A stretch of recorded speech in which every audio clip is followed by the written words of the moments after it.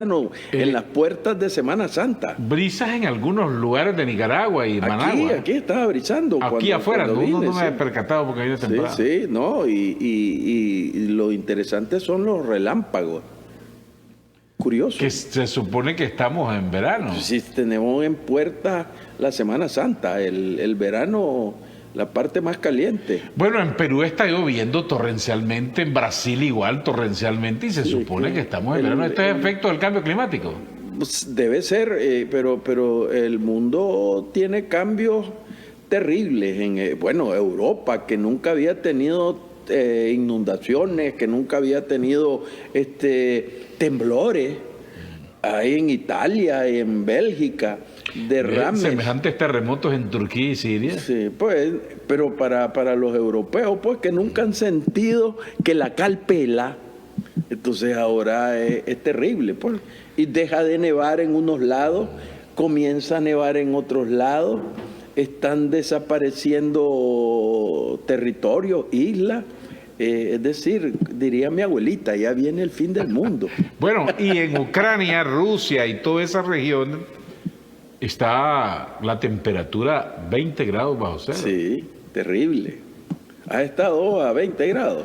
20 grados no, he estado a 1 grado, 0 grados, pero... No, yo estuve en Minnesota a 24. Bajo cero. Bajo cero, es cosa seria. En el Medio Oriente, al contrario, Afganistán, temperatura de 40 grados de calor. Bueno, si vas a Kuwait, y yo la vez que estuve en Kuwait fuimos a un lugar donde la temperatura es a 50 grados, a la sombra. Terrible, terrible. Son de los lugares más calientes del mundo. El mundo está loco. Contrariado, el mundo contrariado. El Vaticano, hablemos del Vaticano, porque esta semana se ha hablado mucho, se ha estado comentando sobre la Inquisición. Hablaba un día de esto el diputado Carlos Emilio López, que impuso la iglesia para perseguir y después tuvieron que pedir perdón. Y los casos de pedastias, de abusos que no cesan.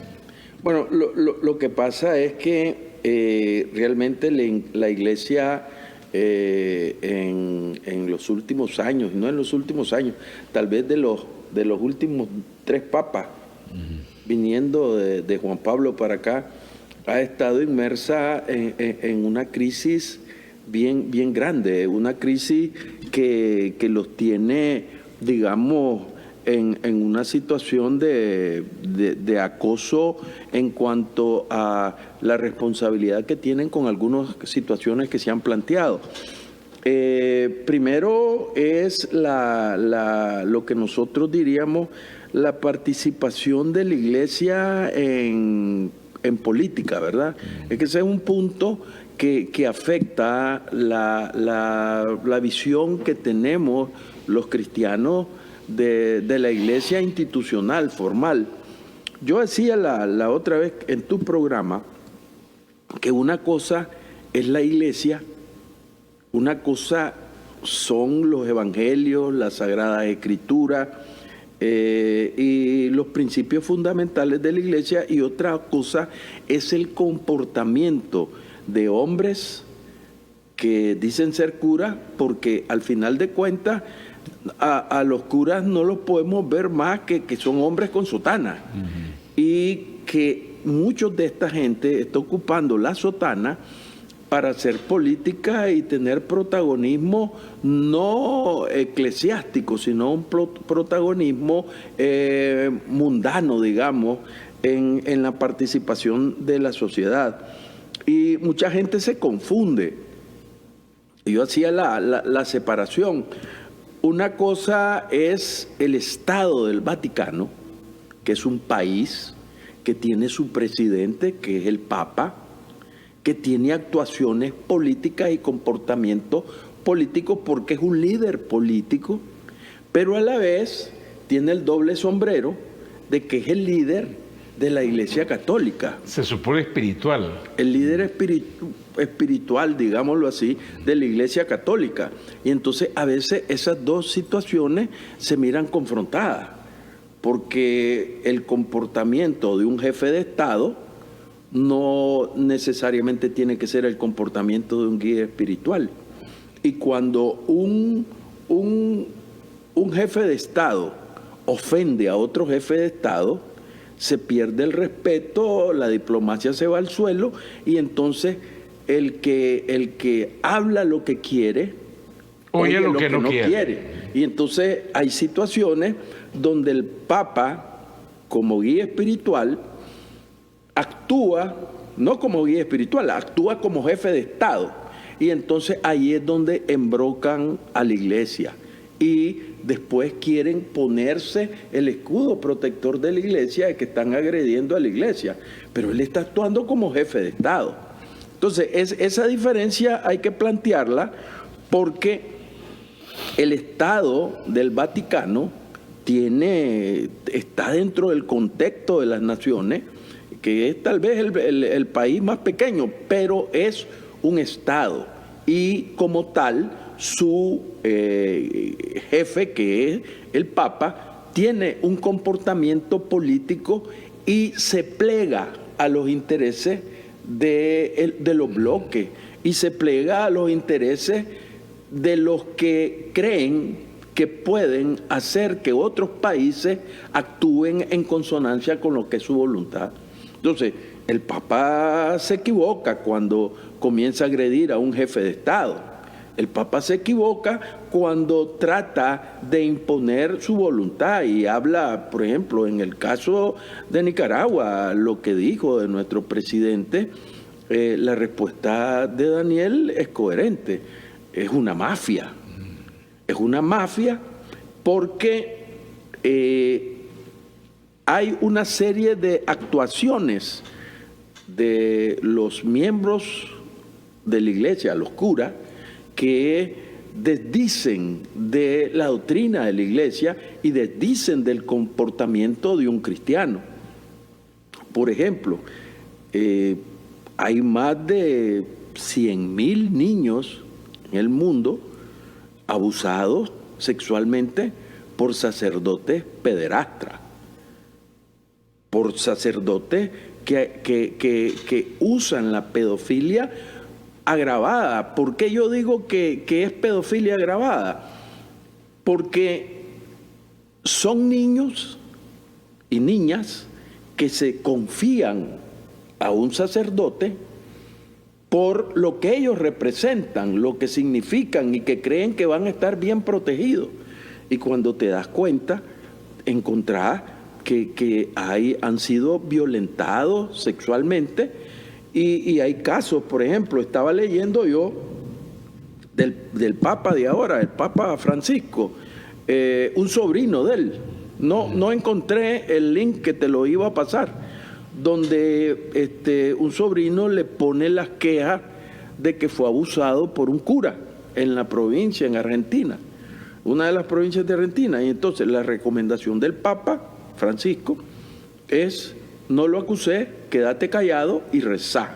Entonces, ese comportamiento es el comportamiento que a lo largo del tiempo ha usado la iglesia para proteger a los curas pederastas.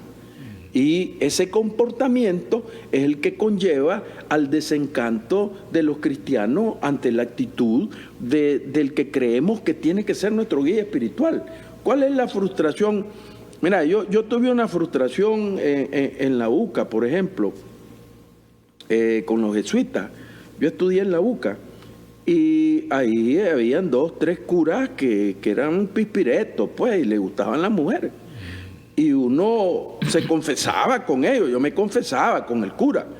Pero ya, y después miro que vamos en una actividad a Guatemala y resulta que se lleva una muchacha y después viene y se casa y entonces la frustración es: bueno, pero si este hombre, yo me confesé con él y ahora anda de sanganito. Entonces, todas esas actuaciones son las que han hecho que la iglesia pierda feligreses y que los evangelistas y los cristianos evangélicos avancen. En Nicaragua ya casi el 60-70% se ha invertido como la como la energía. Con la matriz energética. Como la matriz energética. Antes eran el 80% de católicos, y ahora los que se confiesan católicos y con vergüenza es el 25%, y el resto son evangélicos o no tienen ninguna filiación religiosa. Entonces, cuando vos ves las actuaciones, y no solo en un lugar, es en todo el mundo. Por ejemplo, en Estados Unidos hay más de 1.700 denuncias de pedofilia, y están siendo procesados más de 6.450 curas. Cuando vas, por ejemplo, a México, ¿vos te acordás del famoso caso de los legionarios de Cristo? Marcial Maciel. Marcial Maciel. Ese señor tenía 2 mujeres y 4 hijos. Y en la orden que él manejaba, se violaron y abusaron de cientos y cientos y cientos de niños. Ese caso que usted se refiere, llegó la queja y documentada hasta las manos del Papa Juan Pablo II. Taparon. Y lo mandaron a llamar, pero fue para abrazarlo y bendecirlo. Sí, decirle, no te preocupes, vos estás actuando bien. Regresó sin más ni más a México, y nadie nunca lo castigó ni lo penalizó. Aquí en Nicaragua ha habido casos. Porque claro, si tenemos en Chinandega un cura italiano, no sé si te acordás, que había un como hospicio, y el cura italiano era misionero, no me acuerdo el nombre de él, pero se fue a Nicaragua, y cuando llegó a Italia lo echaron preso porque tenía acusaciones, y entonces vinieron a Nicaragua y se dieron cuenta que había cometido barbaridades y tropelías. Bueno, el caso reciente, el otro sacerdote que expulsó Nicaragua, que lo entregaron a la Interpol, sí, por abusos contra una joven. Ahí hay que decir una cosa, que este cura lo tenían escondido en un lugar recóndito, pues. O sea, esa es la actuación de los obispos con sus curas pedrastras. Lo que hacen, no los sancionan, no los condenan, lo que hace es cambiarlos de una iglesia a otra. Por ejemplo, tenés... Esos casos abundan aquí mucho. Bueno, si aquí tenés también el caso del que violó a la niña de 12 años, un monseñor, creo que es de Huaco. Está el otro en Andaime que apaleó a su mujer. Y tenés el caso del cura de Masaya, que era un borracho que le tomaron fotos en una mesa con un... Llena de botellas de cerveza. Sí. Entonces, es decir, en Nicaragua han habido esas cosas. Pero, por ejemplo, en Australia, 60.000 víctimas de acoso sexual y de abuso sexual. Y te encontrás que aquí yo tengo, en Canadá hay miles de niños abusados, pero además la barbarie, el genocidio cultural que cometieron los curas con el exterminio de 5.000 niños indígenas, que los refundieron en lugares para que se murieran. Y están viendo ahora que no son 5.000. Algunas fuentes dicen que son hasta 30.000 niños que fueron muertos por las actitudes de los Bueno, curas. ¿se acuerda usted hace un par de años atrás en Chile hubo un escándalo? También. ¿Verdad? Y en Chile ocultan. Y el colmo es que en Canadá son tantos los crímenes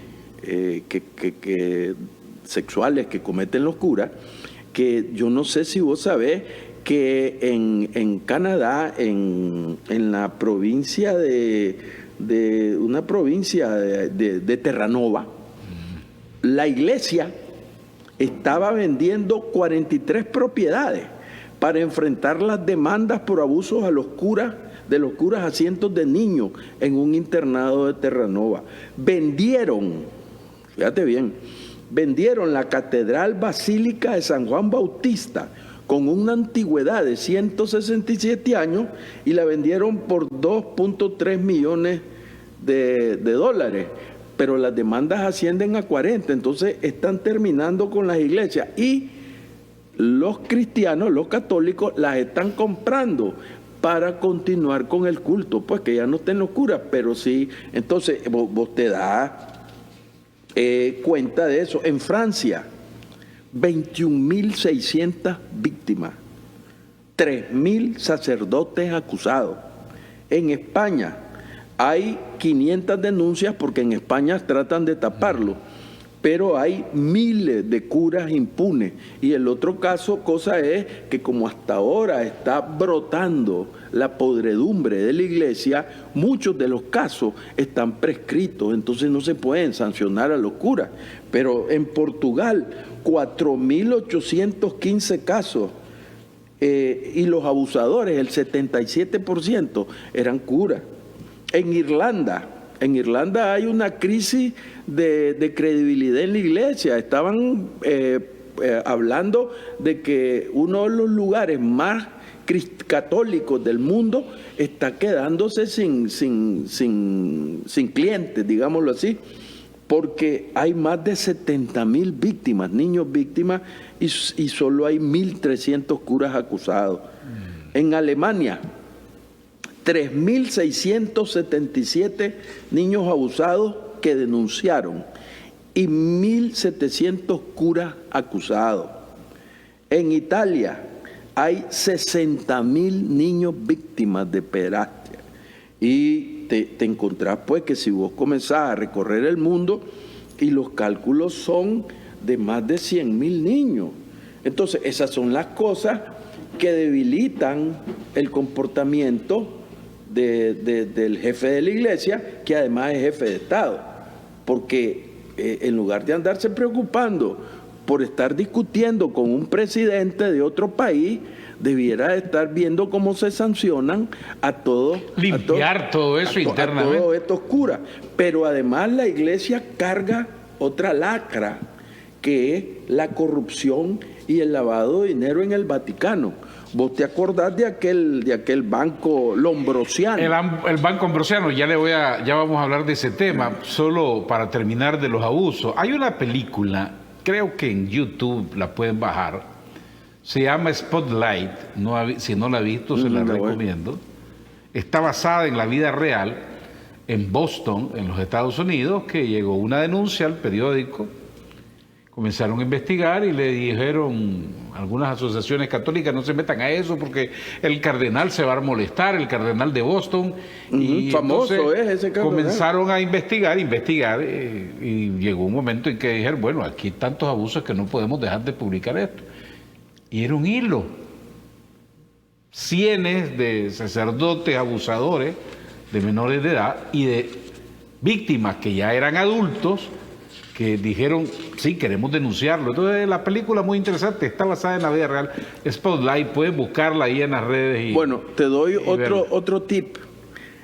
El cardenal Mark Ouellet, que está acusado de abuso, era, o no sé si sigue siendo, era el que encabezaba la congregación de obispos asesores del Papa para nombrar obispos en Roma. O sea, uno de los principales pederastras era un cardenal que era asesor del Papa Francisco.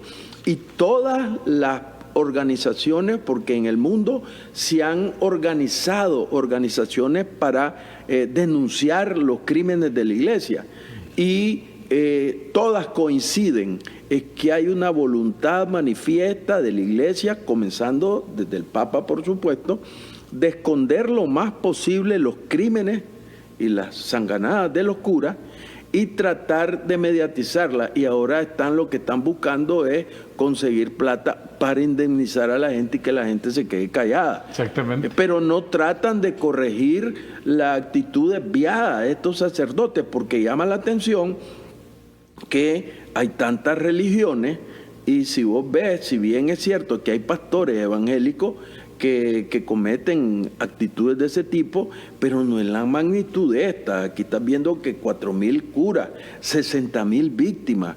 O sea, algo está mal en la formación de estos sacerdotes que tienen ese tipo de inclinaciones y se benefician de que los padres y la familia, como ellos manejan colegios, manejan lugares donde están niños, se aprovechan para abusar de esos niños y han dañado la vida de mucha gente. Yo estuve leyendo las confesiones de varias personas, les arruinaron la vida. Y el sacerdote ahí anda dando hostias todavía. O sea, es una cosa que yo digo, el Papa Francisco, por favor, vaya a frenar a sus depredadores sexuales que tiene en la iglesia, en lugar de andar buscando pleito con dirigentes políticos de otros estados. Vamos a hacer una pausa importante y al regresar vamos a hablar de otros temas relacionados con el Banco Ambrosiano que usted quiere tocar. Ya regresamos, no se vaya. Estimables televidentes, gracias por estar en nuestra sintonía. Conversamos con el doctor Wilfredo Navarro. Antes de entrar con el tema del Banco Ambrosiano que usted quiere tocar, que está lleno de escándalos, y no es mentira, pues ahí están las evidencias, los casos abundan. Están los curas presos, el mismo cardenales Vaticano lo ha presos. aceptado. Hay otro caso que los que quieran buscar el caso de Emanuela Orlandi en YouTube y en las otras redes, de una niña trabajadora, hija de unos trabajadores del Vaticano, que de pronto se desapareció. Pasaron años investigando y entonces una de las versiones dice que un sacerdote, un obispo de alto rango, se enamoró de ella y la convirtió en su esclava sexual y nunca apareció y creen que se murió o la mataron y que la enterraron dentro del Vaticano y la han andado buscando. La familia cuenta en muchos documentales que llegaron hasta el Papa Francisco, le pidieron una audiencia, y lo encontraron en un lugar y le dijeron, queremos que nos ayude con el caso de nuestra niña Emanuela Orlandi. ¿Qué le contestó el Papa? Ustedes ya deberían de aceptar de eso, que ella no va a volver, olvídense de lo eso. mismo que le digo al sobrino le digo. Y ahí están los datos, no lo estoy inventando. No lo acusé, anda a rezar. El caso del Banco del Vaticano. Mira, primero el Banco Ambrosiano es un caso famoso de estafa, de robo, donde salieron implicados un montón de obispos y de cardenales y que llegaron hasta su vinculación con la mafia. En la película de Al Capone sale mucho de las vinculaciones del Vaticano con los mafiosos. Pero bueno, en la serie El Padrino igual. Sí, tenés, por ejemplo, ahora existe lo que se llama, quebró el Ambrosiano, Ambrosiano, quebró, y entonces crearon el Instituto para la Obra de la Religión, que ese es el nuevo Banco del Vaticano, y que desde los años 80 ha estado inmerso en fraude financiero, cardenales presos por estafa. En el 2018, el director, que era obispo, cardenal, Pablo Cipriani, y su vicedirector fueron condenados a pagar 50 millones de euros por mala gestión. Y en 1982, este Banco Vaticano se vio inmiscuido, es famoso, en un escándalo de sociedades ficticias, traslados de propiedad, con la mafia italiana, bancarrota financiera y vinculados con una red criminal cercana a organismos de extrema derecha. Y uno de los más graves casos de todo esto es que, como hasta ahora se está viendo, igual que la cuestión de la pedofilia, los crímenes es que en el caso de pedofilia, la mayoría de las personas no denuncian.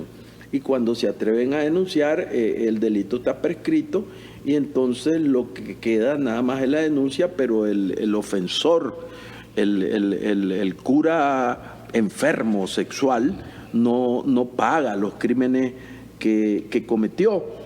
Y ahora hay otras cosas que históricamente la Iglesia Católica carga y es de un peso específico grande.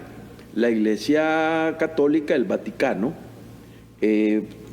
mantuvo un silencio cómplice ante el genocidio del pueblo judío. Es decir, hay unas memorias. Pío XII era el papa de la iglesia en ese momento. Nunca quiso pronunciarse, condenar el genocidio y tuvo cercanía pues con la gente del Führer y con toda la actitud anticristiana del régimen nazi. Y tenemos situaciones como aquí, pues, los curas que bendijeron las armas contra a Walker, por ejemplo. Había un cura ahí, Agustín Vigil, que le hizo un tedeum a William Walker. No, y lo nombró embajador en Estados Unidos, William Walker.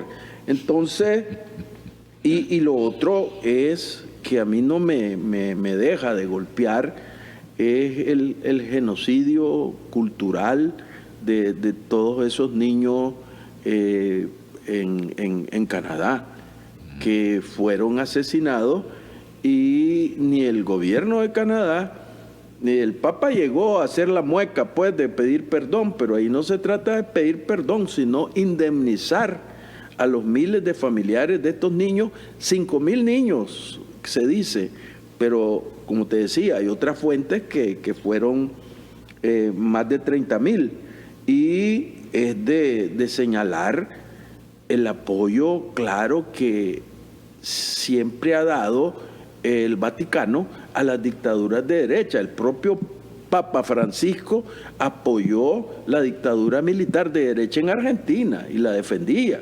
Eso lo dicen los propios argentinos. Y eso no lo decimos nosotros. Y si vamos más para atrás, nos encontramos con la Santa Inquisición, que, como decía mi colega Carlos Emilio, dice, y si vemos para atrás, dice, la barbarie de la Santa Inquisición persiguió la iglesia, mutiló, cegó, quemó, ahorcó, decapitó, torturó a millones de seres humanos en el siglo XV y XVI, con un resultado de miles de muertos, y los mataban solo porque decían que era bruja o brujo, o porque tenía pacto con el diablo. A todo aquel que se oponía a la voluntad de la iglesia, la Santa Inquisición lo mandaba a la hoguera. Aquí hay documentos oficiales reales. Aquí hubo Santa Inquisición. Porque sí, aquí hubo Inquisición. Yo la vi en León, en los archivos de León. Con el cual, en el León, en la catedral, están los archivos históricos.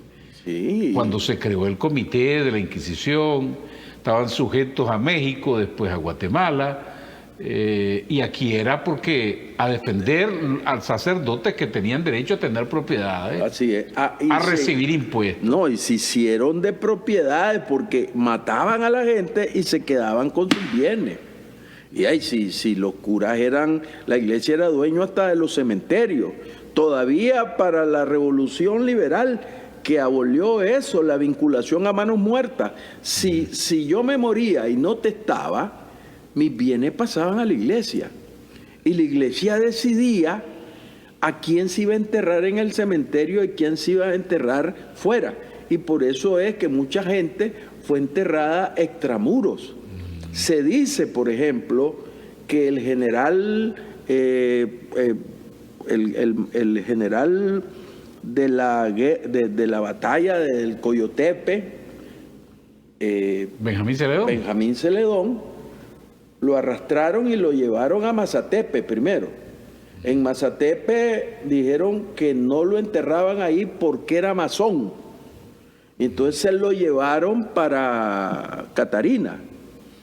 En Catarina tampoco lo dejaron entrar al cementerio que lo enterraran porque eran masón, y los masones eran enemigos de la Iglesia Católica.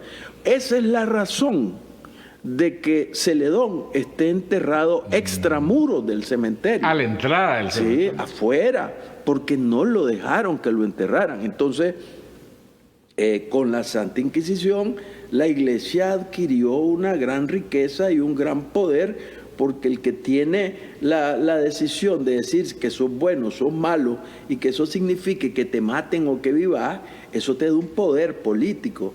Y eso hizo que la Iglesia y hacía la cohorte con los políticos y era una sola masa para obtener beneficios de todos lados. Entonces, la Inquisición fue algo terrible que es una vergüenza y que si no, al pobre que decía que lo iban a matar y decía, se mueve, Galileo Galilei, porque Galileo decía que la Tierra giraba alrededor del Sol y la Iglesia decía que todos los planetas giraban alrededor de la Tierra. Entonces Galileo dijo que no. Entonces se lo volaron a Galileo y ahora están arrepentidos y piden perdón, pero el pobre Galileo se lo echaron. Para ir concluyendo, después de toda esa radiografía, todo ese análisis de hechos reales, documentados, que existen, no estamos inventando en la abuelada, todo eso está documentado. Aquí está. ¿Qué lecciones debe dejar todo esto para los nicaragüenses?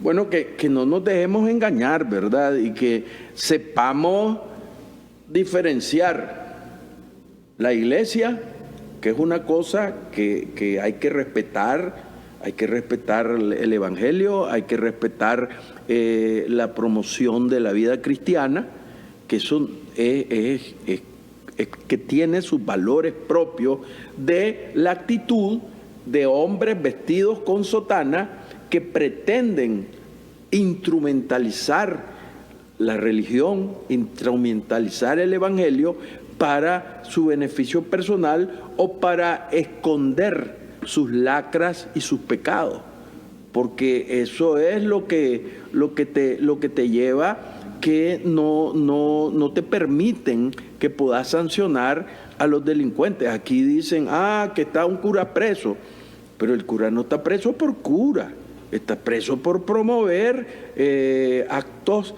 que van contra lo más íntimo de nosotros, que es el amor a la patria, y la traición a la patria es algo que lo vimos la otra vez, que es algo que en todos los países era deleznable y condenado gravemente. Entonces, aquí que no nos confundamos, que evaluemos las actitudes de los hombres que dicen ser cura y que están actuando contra el pueblo de Nicaragua. Y que está bien, si el Papa Francisco quiere, como jefe de Estado, quiere fajarse con otro jefe de Estado, pues que lo haga, pero que no use la iglesia ni los valores cristianos para defenderse y protegerse con una capa protectora para poder decir lo que quiera. Porque como te digo, el que dice lo que quiere, oye lo que no quiere. Y en esto todavía no hemos tocado el genocidio de nuestros indios, de nosotros. Aquí en América la iglesia era la cruz y la espada y defendieron la esclavitud. Aquí solo hubo un cura que se opuso a la esclavitud, pero los otros eran encomenderos, los curas, y tenían un montón de cosas. Entonces no podemos estar diciendo que se está agrediendo a la iglesia porque no hay una agresión contra la iglesia. No hay una agresión. Nosotros somos un pueblo cristiano, mariano, y no podemos estar en contra de esos valores fundamentales. Pero sí no podemos permitir que un montón de gente que tiene problemas interiores y que no sabemos que, por ejemplo, yo digo, hay familias que dicen que ya no tienen fe de confiarle sus hijos a un cura. Yo lo he oído. Entonces, esa cosa hay que saberla diferenciar para que no nos enredemos ni nos confundamos. Y necesariamente aquí tenemos que decir las verdades, pues, y a nosotros nos toca decir la verdad. Y no estamos diciendo mentiras. Todo eso que yo dije, búsquenlo en el internet, está ahí a un clic nada más y te demuestra, pues, que la actitud de miles de curas, porque hay miles de curas que están presos y están cayendo presos. Acaba de caer preso un cardenal en Estados Unidos por un fraude y después otro por abuso y no vamos a condenar a la iglesia por eso. ¿Por qué en Estados Unidos se puede condenar Y nadie dice nada y nosotros aquí no podemos. Ah, porque allá el establishment no sabe hasta dónde están los límites.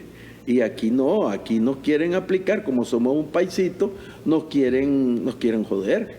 Pero la verdad es que aquí no podemos permitir esas situaciones, y menos que se use la iglesia, la religión, el evangelio, para tratar de perjudicar el proceso de desarrollo que tiene Nicaragua. Esa es la verdad.